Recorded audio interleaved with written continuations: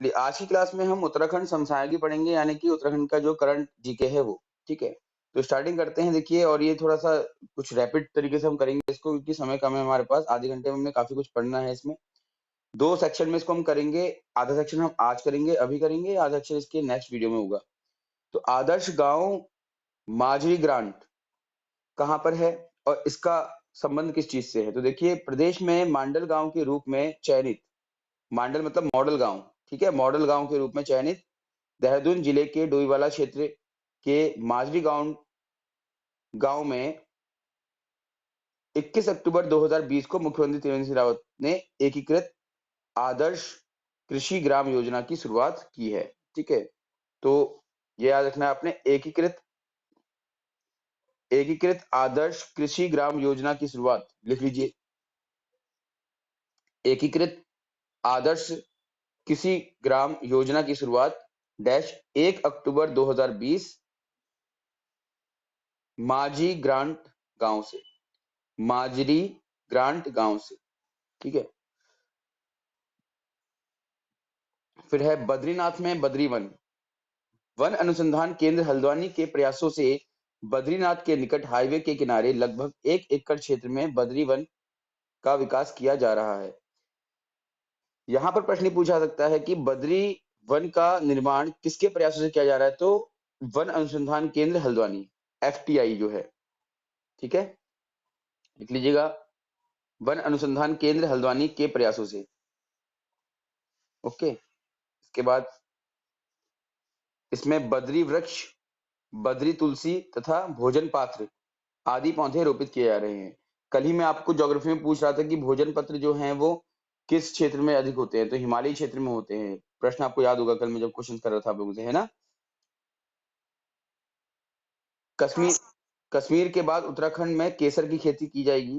तो देखिए, ये भी जरूरी है। 18 अक्टूबर 2020 को जारी एक सूचना के अनुसार जीबी पंत राष्ट्रीय हिमालयी पर्यावरण शोध संस्थान कोसी, कौन से वाले?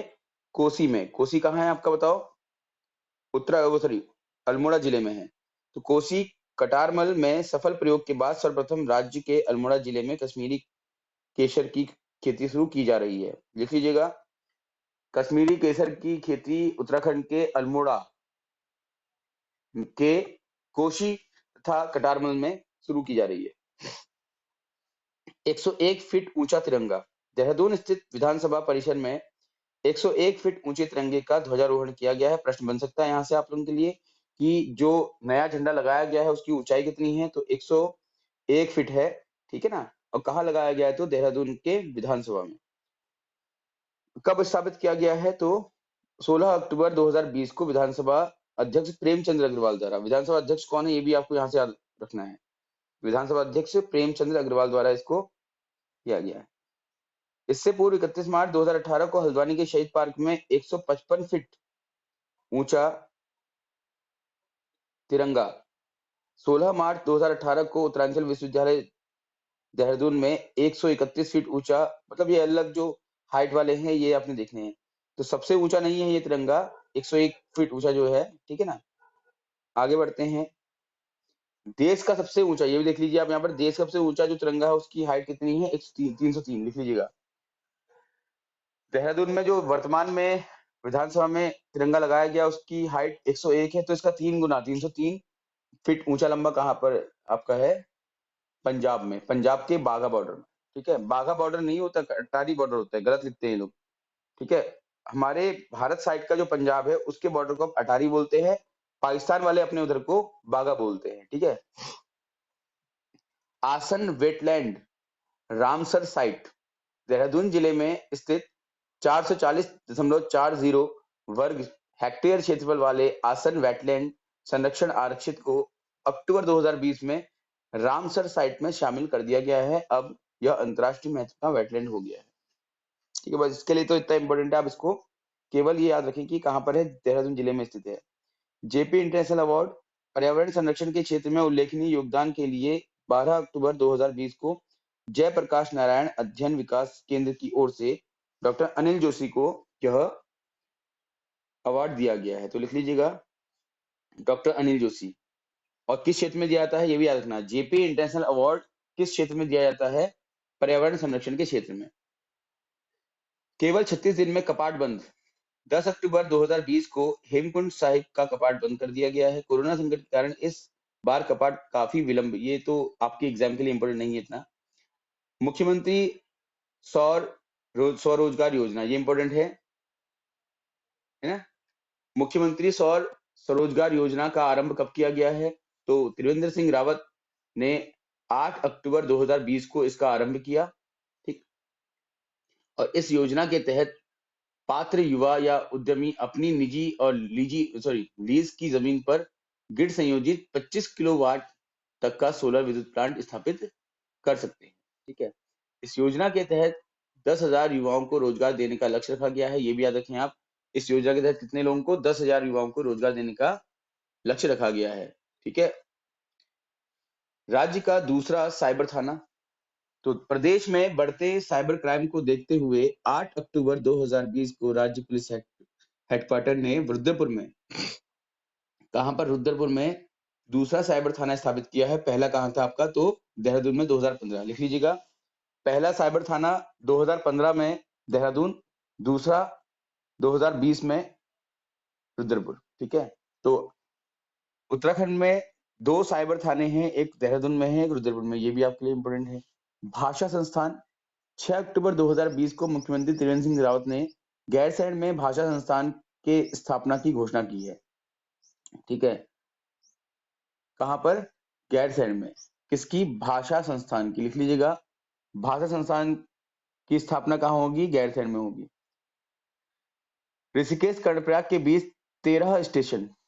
ऋषिकेश से कर्णप्रयाग के बीच बनाए जा रहे 125 किलोमीटर के रेल पथ पर अब 12 की बजाय 13 स्टेशन होंगे। ये आप लोगों के लिए उतना इंपॉर्टेंट नहीं है। बस स्टेशनों के नाम आप चाहें तो देख सकते हैं। ठीक है। वीरभद्र, योगनगरी ऋषिकेश, इसके बाद शिवपुरी, व्यासी, देवप्रयाग, जनासू, मथेला, चौरास, धारी देवी, सुमेरपुर, धौलतीर, गोचर, सिवई आदि। इतना याद रखेंगे, ऋषिकेश से कर्णप्रयाग के लिए 125 किलोमीटर के मतलब दूरी की एक रेल पथ बनाया जा रहा है, यानी कि रेल लाइन बिछाई जा रही है। जनासू में नया स्टेशन बनने से पौड़ी जिले में अब 3 स्टेशन हो गए हैं। अटल आदर्श विद्यालय बहुत इंपॉर्टेंट है, ये तो मुझे लगता है कि पूछा जाएगा, क्योंकि आप लेक्चर के एग्जाम दे रहे हैं, तो शिक्षा संबंधी जो भी करंट अफेयर्स होंगे आपके लिए इंपॉर्टेंट है। अटल आदर्श विद्यालय को आप विशेषकर नोट कीजिएगा।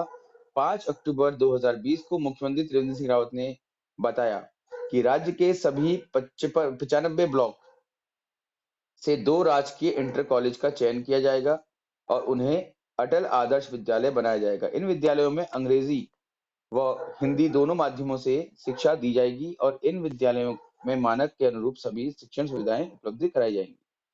ठीक है। तो कुल 95 ब्लॉक हैं हमारे उत्तराखंड में, हमारे राज्य में, और उन 95 ब्लॉकों में से हर ब्लॉक के 2-2, याद रखना है, हर ब्लॉक के 2-2 इंटर कॉलेज को अटल आदर्श विद्यालय में बदला जाएगा। ठीक है। फिर है पाबुक के समुदाय शौचालय का तीसरा स्थान। गांधी जयंती के अवसर पर 2 अक्टूबर 2020 को केंद्रीय जल शक्ति मंत्री, अब ये भी यहां से याद रख लीजिएगा आप, केंद्रीय जल शक्ति मंत्री का नाम क्या है? गजेंद्र सिंह शेखावत। ठीक है। और राज्य मंत्री कौन है? रतन लाल कटारिया ने स्वच्छ सुंदर समुदाय शौचालय में पौड़ी जिले के पाबो ग्राम सभा के सामुदायिक शौचालय को राष्ट्रीय स्तर पर तृतीय पुरस्कार दिया है। प्रथम और द्वितीय पुरस्कार क्रमशः महाराष्ट्र और उड़ीसा को मिले हैं। फिर है प्रोफेसर खड़क सिंह वल्दिया का हाल ही में निधन हुआ है। इनका संबंध किससे है तो देख लेते हैं। देश के प्रसिद्ध भूवैज्ञानिक, तो क्या है ये? भूवैज्ञानिक हैं और मूल रूप से कहाँ के? पिथौरागढ़ के रहने वाले हैं। तो इतना याद रख लीजिए ये बात, जो प्रोफेसर खड़क सिंह वाल्दिया का निधन हुआ है, ये पिथौरागढ़ के रहने वाले हैं और ये मूल रूप से क्या है? भूवैज्ञानिक है। ठीक है। इनका निधन कब हुआ ये ज्यादा इंपॉर्टेंट नहीं है। फिर है आर्थिक विकास दर में गिरावट। तो राज्य अर्थ तथा संख्या निदेशालय की ओर से 26 सितंबर 2020 को जारी आंकड़ों के अनुसार कोरोना संकट के कारण राज्य में आर्थिक विकास दर 2018-19 के 5.80% की अपेक्षा 1.5% घट करके इतना हो गया है। ये तो मुझे लगता नहीं कि आपसे पूछेगा। अम्ब्रेला एक्ट क्या है, ये पढ़ लीजिए। अम्ब्रेला एक्ट क्या है और ये प्रदेश में कब पारित हुआ है? प्रदेश के राज्य विश्वविद्यालयों में एक रूपता लाने के लिए 18 से 20 वर्षों से विचाराधीन अम्ब्रेला एक्ट को 23 सितंबर 2020 को राज्य विधानसभा में पारित कर दिया गया। कब किया गया? 23 सितंबर 2020 को। ठीक है बबीता, मेरे बर्थडे से एक दिन पहले याद रखना इसको, ठीक है? 23 सितंबर 2020 को।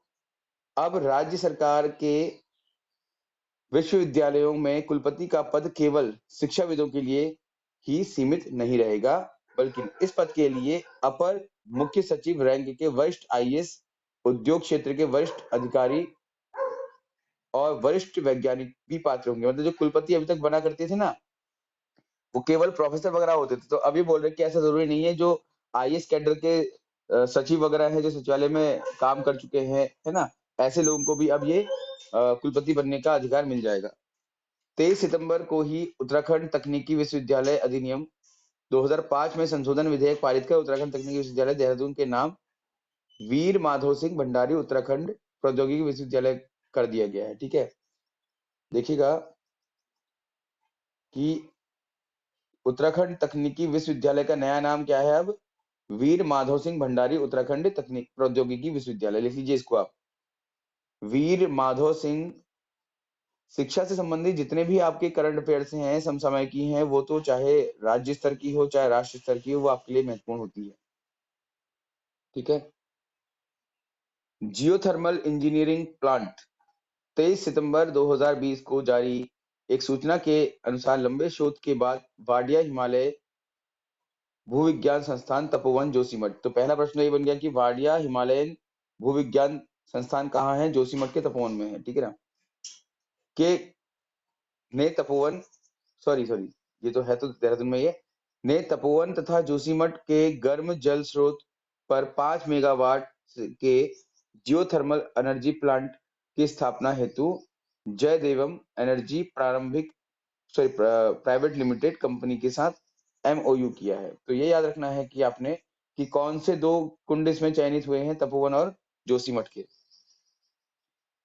इसके बाद देश का पहला सिटी फॉरेस्ट कौन सा है? देहरादून वासियों तथा पर्यटकों को प्राकृतिक आनंद लेते हुए देने हेतु झाझरा वन रेंज देहरादून में 50 हेक्टेयर क्षेत्र पर में नवनिर्मित सिटी फॉरेस्ट, आज इसको आनंद वन भी कहा जाएगा, का 22 सितंबर 2020 को मुख्यमंत्री त्रिवेंद्र सिंह रावत के द्वारा लोकार्पण किया गया है।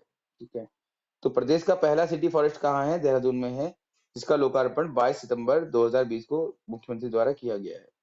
इसमें विभिन्न प्रजातियों के जीव जंतुओं और वनस्पतियों के बारे में विस्तार से जानकारी दी गई है। इसमें साइकिल ट्रैक भी बनाया गया है। हल्द्वानी के ऋषिकेश में भी थीम बेस्ड सिटी पार्क बनाए जा रहे हैं। हल्द्वानी और ऋषिकेश में, सॉरी। पहला वाहन फिटनेस सेंटर 20 सितंबर 2020 को जारी एक सूचना के अनुसार राज्य का पहला वाहन फिटनेस सेंटर कल्याणपुर रुद्रपुर में स्थापित किया गया। कहाँ किया गया है? रुद्रपुर कल्याणपुर में। ठीक है, हाइड्रोपोनिक्स फार्मिंग क्या होती है?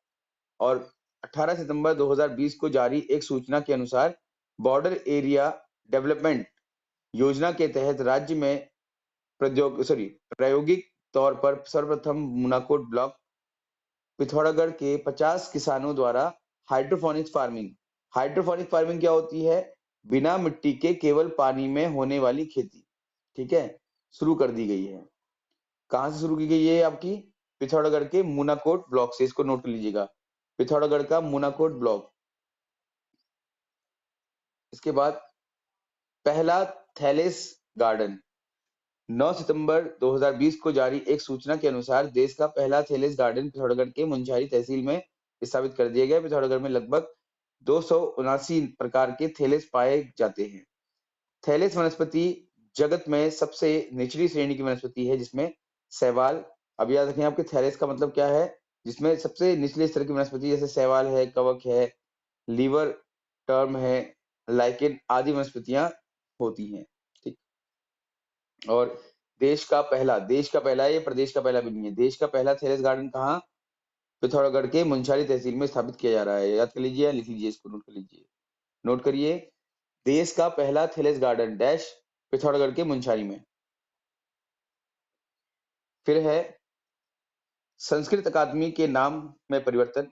8 सितंबर 2020 को मुख्यमंत्री की अध्यक्षता में हुई संस्कृत अकादमी की बैठक में अकादमी का नाम बदलकर उत्तरांचल संस्कृत संस्थानम हरिद्वार रख दिया गया है। लिख लीजिएगा, नोट करिएगा, उत्तराखंड या उत्तरांचल संस्कृत स्थानम हरिद्वार, संस्थानम हरिद्वार सॉरी, संस्कृत अकादमी का नाम उत्तरांचल संस्कृत संस्थानम हरिद्वार रख दिया गया है।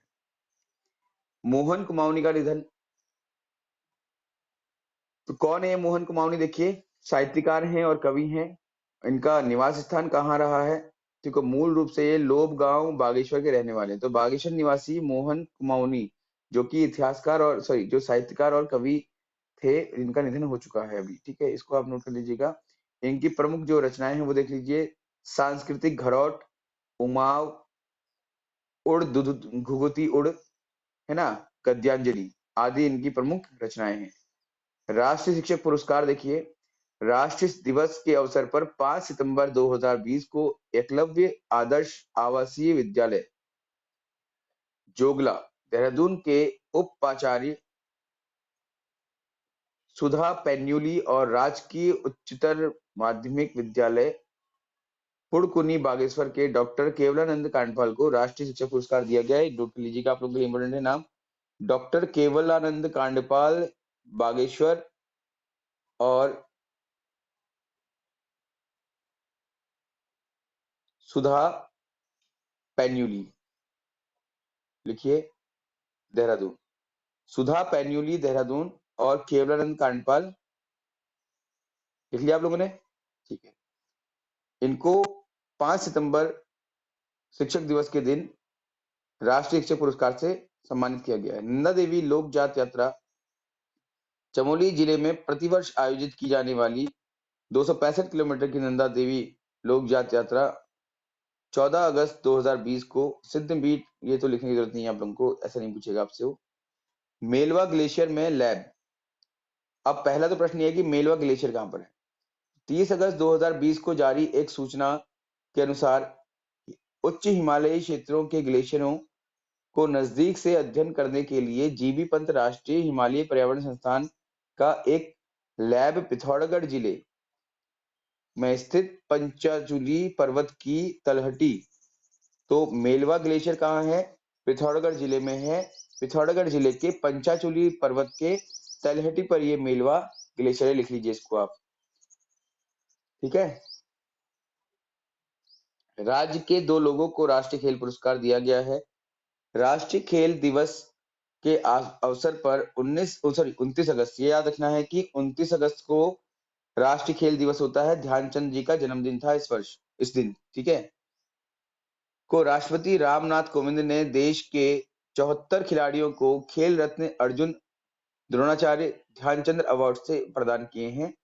इनमें से उत्तराखंड के बास्केटबॉल खिलाड़ी भृगुवंशी, जो कि ओएनजीसी में सेवारत हैं, को अर्जुन अवार्ड तथा निशानेबाजी के लिए प्रशिक्षक यानी कि ट्रेनर जसपाल राणा को द्रोणाचार्य पुरस्कार दिया गया है। ठीक है ना, तो जसपाल राणा को तो आप जानते ही हैं पहले से, और साथ ही साथ भृगुवंशी जो कि ओएनजीसी में सेवारत है, इन दोनों को पुरस्कार दिए गए हैं। जसपाल राणा क्योंकि ट्रेनर हैं, आपको पता ही है इनका, तो इनको तो द्रोणाचार्य पुरस्कार मिला है, और अर्जुन पुरस्कार जो मिलता है वो खिलाड़ी को मिलता है। तो बास्केटबॉल खिलाड़ी भृगुवंशी को ये पुरस्कार मिला है। ईलेट्स उत्कृष्टता पुरस्कार कोसी नदी पुनर्जनन महाअभियान को ईलेट्स ट्रिकोमीडिया की ओर से सतत जल प्रबंधन एवं संरक्षण के लिए 29 अगस्त 2020 को ईलेट्स उत्कृष्टता पुरस्कार दिया गया है। किसको दिया गया है? कोसी नदी पुनर्जनन महाअभियान को। ठीक है, यह सम्मान वाटर इनोवेशन समिट 2020 के तहत वर्चुअल प्लेटफॉर्म के जरिए जल शक्ति मंत्रालय भारत सरकार द्वारा दिया गया। उल्लेखनीय है कि कोसी अभियान को फरवरी 2019 में राष्ट्रीय जल अवार्ड भी दिया गया। ठीक है। उधम सिंह नगर में पर्यटन का विस्तार करने के लिए जसपुर में 123 हेक्टेयर क्षेत्र में एक चिड़ियाघर एवं बाजपुर में 50 एकड़ क्षेत्रफल में एक पक्षी विहार बनाया जा रहा है। तो याद रखना है कि बागेश्वर में पक्षी विहार और जसपुर में चिड़ियाघर प्रस्तावित है। ठीक है, याद रख लेंगे आप कि चिड़ियाघर कहाँ प्रस्तावित है, उधम सिंह नगर के जसपुर में, और बाजपुर में क्या है, पक्षी विहार।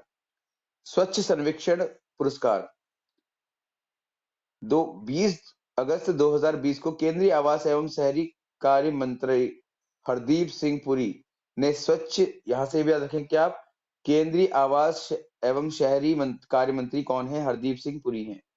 ठीक है, ये नोट करते हुए चलिएगा आप लोग।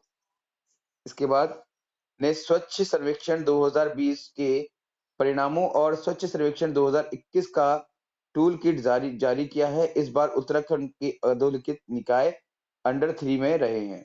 नंदप्रयाग को देश भर की 1 लाख से कम आबादी के निकायों में प्रथम स्थान मिला है।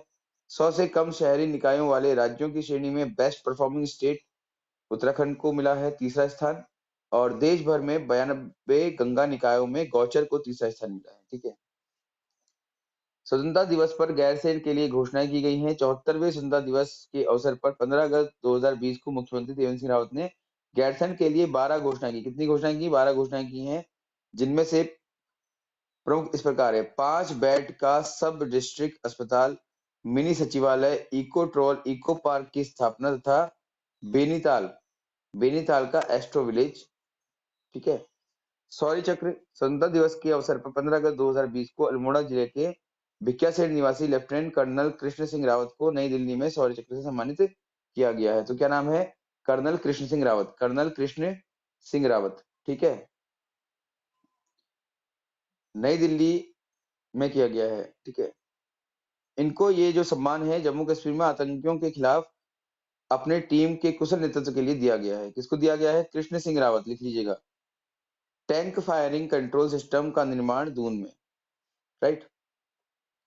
इसके बाद तीलू रौतेली पुरस्कार, नोट कर लीजिए, इंपॉर्टेंट है। वीरांगना तीलू रौतेली के जन्मदिन पर 8 अगस्त, कब होता है जन्मदिन का? 8 अगस्त 2020 को विभिन्न क्षेत्रों में उत्कृष्ट योगदान के लिए 21 महिलाओं व किशोरियों को स्त्री तीलू रौतेली पुरस्कार। अब आपको सिर्फ याद रखना है कि तीलू रौतेली पुरस्कार का संबंध किससे है। तो केवल पहले तो नाम इनका कि जो ये तीलू रौतेली हैं, ये कौन है, कहाँ रहती हैं, ये आपको मैंने पढ़ाया है, जिलावार आप उसमें देखिएगा। ठीक है, ये जो पुरस्कार है ये महिलाओं और किशोरियों को मिलता है जो स्त्री शक्ति को विकसित करती है, ठीक है, के लिए काम करती है। 22 आंगनबाड़ी कार्यकर्तियों को ये पुरस्कार दिया जा रहा है। ठीक है, पुरस्कार की राशि कितनी है? 10,000। तीलू रौतेली पुरस्कार की राशि देख लीजिएगा कितनी है? 10-10 हजार रुपए, यानी कि प्रत्येक व्यक्ति को 10,000 दिया जाता है। ठीक है, सॉरी, 1 मिनट। हाँ, इस अवसर पर मुख्यमंत्री ने इन पुरस्कारों की राशि में 10,000 की बढ़ोतरी की है। अब ये जो पुरस्कार है इसकी राशि, सॉरी गलत बोल दिया मैंने आपसे, 10,000 नहीं है, 31,000 रुपया कर दी गई है। ठीक है ना। तो तीलू रौतेली पुरस्कार के तहत 31,000 रुपया तथा आंगनबाड़ी कार्यकर्ताओं को 21,000 रुपए दिए जाएंगे। डॉक्टर हिमानी भाकुनी 8 अगस्त 2020 को जारी एक सूचना के अनुसार नैनीताल की डॉक्टर हिमानी भाकुनी ने justice in global health research at university medical centre उन्नेक नीदरलैंड में असिस्टेंट प्रोफेसर के पद पर पाकर पूरे देश एवं प्रदेश का नाम रोशन किया। ये इंपॉर्टेंट नहीं है आप लोगों के लिए। ठीक है, मतलब एग्जाम में आने लायक इंपॉर्टेंट नहीं है, वैसे तो इंपॉर्टेंट है क्योंकि ये उपलब्धि है हमारे किसी एक छात्र की। मनवर सिंह रावत 6 अगस्त 2020 को दिल्ली सरकार ने गढ़वाल दून के मनवर सिंह रावत को गढ़वाली कुमाऊनी एवं जौनसारी भाषा अकादमी का द्वितीय उपाध्यक्ष नियुक्त किया है। प्रोफेसर प्रदीप जोशी मूल रूप से जोशी खोला अल्मोड़ा के निवासी, लेकिन वर्तमान में कानपुर में रह रहे प्रोफेसर प्रदीप जोशी को 6 अगस्त 2020 को संघ लोक सेवा आयोग का चेयरमैन, इंपॉर्टेंट है, वेरी वेरी इंपॉर्टेंट, मार्क कीजिएगा इसको आप, क्योंकि पहला प्रश्न तो यहीं से इंपॉर्टेंट हो गया ना, यूपीएससी का वर्तमान चेयरमैन कौन है। ठीक है, तो यूपीएससी का वर्तमान चेयरमैन कौन है? प्रोफेसर प्रदीप जोशी हैं, जो कहाँ के हैं? अल्मोड़ा के जोशी खोला के। ठीक है, प्रोफेसर प्रदीप जोशी वर्तमान में यूपीएससी के चेयरपर्सन हैं, जिनका संबंध उत्तराखंड के अल्मोड़ा जिले के जोशीखोला से है और ये 12 मई 2021 तक इस पद पर रहेंगे। अच्छा हुआ आपका एग्जाम इससे पहले ही है, तो जिसका एग्जाम 12 मई 2021 के बाद होगा उसके लिए फिर ये उत्तर बदल जाएगा।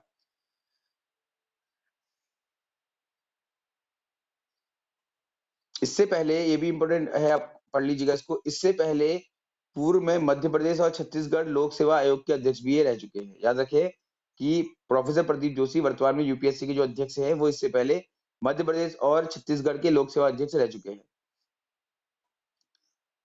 हार्टी टूरिज्म, तो देखिए 5 अगस्त 2020 को जारी एक सूचना के अनुसार पूर्वोत्तर राज्यों के तहत अब उत्तराखंड में भी औद्योगिकी पर्यटन शुरू किया जा रहा है।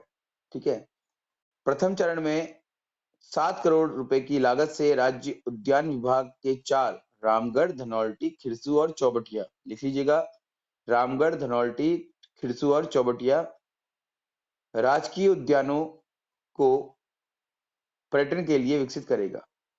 ठटवाणी को मिला वैश्विक पहचान। तो 2 अगस्त 2020 को एक सूचना के अनुसार कुमाऊं के पारंपरिक व्यंजन ठटवाणी, ठटवाणी क्या है ये पूछ सकते हैं आपसे, तो याद कर लीजिएगा, ये ठटवाणी कुमाऊं का एक पारंपरिक व्यंजन है, को संयुक्त राष्ट्र संघ के विश्व कृषि संगठन की माउंटेन पार्टनरशिप की रेसिपी बुक में 29 जुलाई 2020 को स्थान दिया गया है। वेरी वेरी इंपॉर्टेंट, मार्क कर लीजिए इस क्वेश्चन को आप। ठटवाणी क्या है? कुमाऊनी पारंपरिक व्यंजन है जिसको संयुक्त राष्ट्र संघ ने शामिल किया है किसमें? कृषि संगठन की माउंटेन पार्टनरशिप की रेसिपी बुक में। ठीक है, इस बुक में ठटवाणी के साथ साथ चौलाई के लड्डू को भी सम्मिलित किया गया है। तो अभी फिलहाल आज की इस क्लास पे हम इतना ही कर रहे हैं। नेक्स्ट क्लास अभी थोड़ी देर में करूंगा आप लोगों के साथ, राइट? तब तक आप लोगों को जितना मैंने पढ़ाया है अभी इसको नोट कर लीजिए आप। आगे 2 क्लासेस और लगेंगी, इसमें हमको काफी लंबा कंटेंट है, ठीक है ना? इसमें से कई सारी चीजें ऐसी आपको जो पता है, जो पुराना जीके हो चुका है उस पर हम ज्यादा डिस्कशन नहीं करेंगे। 2017 तक का जो जीके है वही हम डिस्कस करेंगे। ओके, ठीक है, फिर अभी इसको यही और करते हैं, देखते हैं कहाँ तक हमारा हो चुका है।